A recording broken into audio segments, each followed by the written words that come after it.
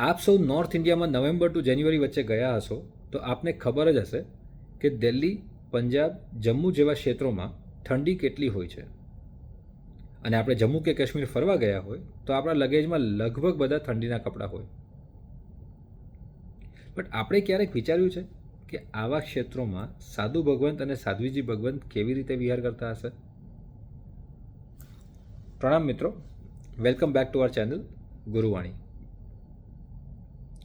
સુશ્રી મહાવીરભાઈએ calendar year 1998માં 17 વર્ષની ઉંમરમાં દીક્ષા પ્રાપ્ત કરી હતી અને બની ગયા હતા પરમ પૂજ્ય મુનિવર શ્રી મહાસેન વિજયજી મહારાજ સાહેબ.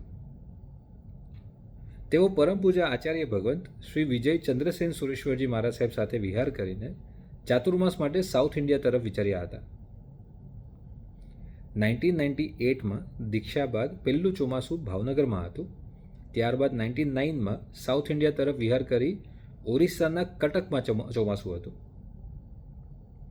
2000ની સાલમાં ચાતુર્માસ કોલકાતામાં થયું હતું અને ત્યાંથી હસ્તિનાપુરમાં 2001માં ચાતુર્માસ કર્યું.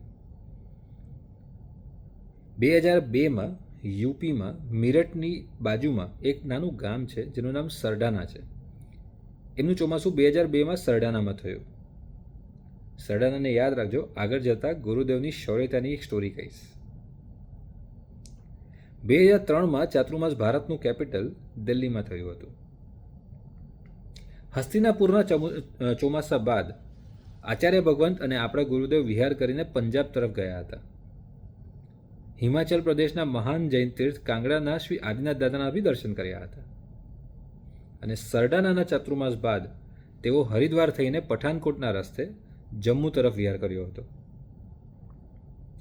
ચાતુર્માસ પછી ઓબ્વિયસલી ઠંડીની સિઝન હોય ત્યારે પંજાબ, હિમાચલ પ્રદેશ અને જમ્મુ તરફના વિહારમાં લગભગ -3 ડિગ્રીની ભયંકર ઠંડી રહેતી. ખાલી એકવાર વિચાર કરી જોજો, શરીર ઉપર દીક્ષાના વેશ, ગરમ કપડામાં બસ એક કામળી, ગોચરીમાં જે બી મળ્યું હોય એ થીજી ગયું હોય, ઉકાળેલા પાણી સુદ્ધા બરફ બની જતું હોય, એવી થરથરતી ઠંડીમાં આચાર્ય ભગવંતે જીન શાસનની દેશના આપવા અનેક ગામમાં વિહાર કર્યો. દિવસોના દિવસો, ક્યારેક એક મહિના સુધી એક બી જૈન દેરાસરમાં જીન પ્રતિમાના દર્શન નહોતા થતા. રસ્તામાં આવતા બધા જ ગામમાં અહિંસા પરમો ધર્મની ગાથા સમજાવીને અનેક પંજાબી કે શીખ શ્રાવકોને માંસાહારીથી શાકાહારી બનાવ્યા હતા અને ઘણા પંજાબી કે શીખ શ્રાવકોને વ્યસન બી છોડાવ્યા હતા.